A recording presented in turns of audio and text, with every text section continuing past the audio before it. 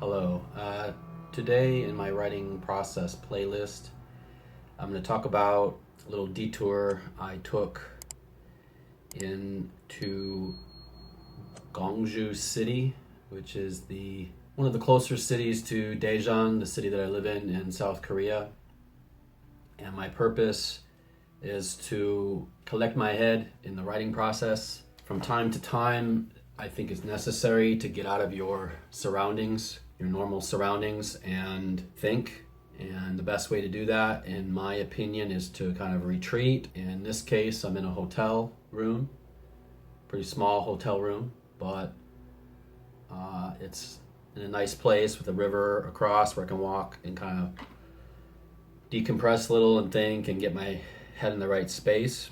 I've been working all day. It's a Saturday and pretty much at the end of the work time, and I got a lot done. And I think the beauty of doing this is it really minimizes your interruptions. You don't have people calling you. You can just turn off the phone. You don't have people around. If you have family or friends or roommates or someone that is close to you, even being in a big city, Daejeon's a pretty big city. There's a lot of just distractions out the window, motorbike riders going by and people yelling and stuff. And since this is a smaller city and the hotel is kind of off the main drag, it's quite quiet here, aside from the highway over on the side. But it's really good to get into that concentrated space and kind of connect the dots. I think I said this before in previous videos about having all these bricks and you're collecting them. Well, often it's really hard to figure out where they go when you're organizing. They're kind of like small times where you organize, where maybe you have an hour here, hour there, and those are helpful, but they're not as helpful as a concentrated session, which is what I did today. And I got a lot done, and I'm pretty excited about that. But it gave me a chance to kind of expand on things that I've already laid down, get my head around things that I hadn't quite figured out yet. I filled in a lot of information of things that needed to be filled in that I was kind of putting off because I was trying to do all this other stuff. I have went into a few of my documents and edited them. If you've watched any of my prior videos, you know that I have outlined a lot of things and I called those proto outlines. Well, now I've kind of expanded a few of them. One of them is the Rites of Eleusis, the Emic outline.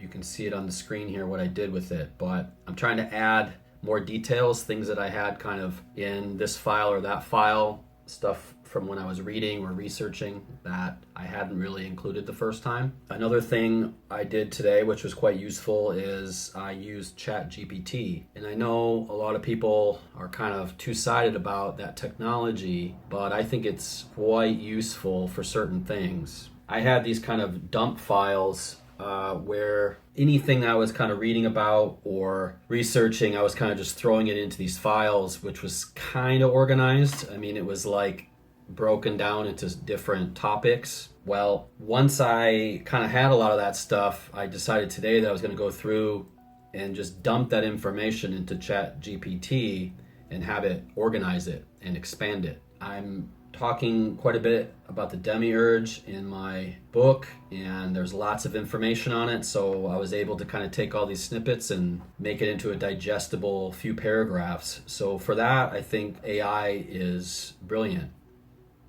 I wouldn't use it really to write any of my prose, maybe to check things as far as grammar is concerned and stuff, but I think for the content that's behind your book, like the stuff that nobody sees, the stuff that you're just trying to get together to kind of put your head in the right space, I think no problem having AI write that.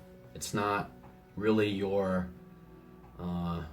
expression, let's say. So, it can really be helpful for that. I've also used it to help me with some more characters. I've done a few videos on my protagonist, my secondary, and my tertiary characters, which I'd say is the main 7 characters, but there are probably 10 others that are just kind of around, and I had AI help me with that.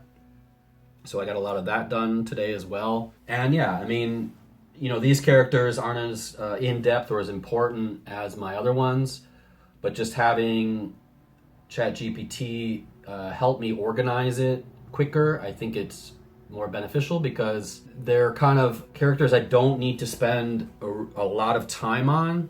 And if I put in an Enneagram and develop a character quickly from the Enneagram, I think it's easier than me sitting down and thinking and thinking and thinking. So what I got from that, I obviously changed to be closer into what I'm trying to do, but it's a good starting point, I think. And so in my opinion, don't be afraid of AI in terms of helping you. Now, if you're writing your whole book using AI, that's a different story, but I think having it as like an assistant and having it do kind of like what we call the monkey work, or like the work that just takes a lot of time or is laborious, I think it helps. And, you know, it's a good tool just for researching in general. The amount of time I've saved going into it and asking like different questions that are a bit open-ended to get leads into going into different directions. So, you know, if there's a topic you're interested in, it's hard to know where to start. And you can use AI, I think, to give you directions to go into, and then you can kind of search on your own from there. But yep, that's about all I've got for this video. It's quite short. I just wanted to kind of touch base and, you know, show you that sometimes it's good to kind of step back and get into a different frame of mind when you're trying to write. I'm going to be starting the outline phase very soon. My next video is going to be about mapping. Yeah, I'll get into that in the next video. So anyway, I'm going to enjoy my little time here, and I hope you have a good day. Take care. Bye-bye.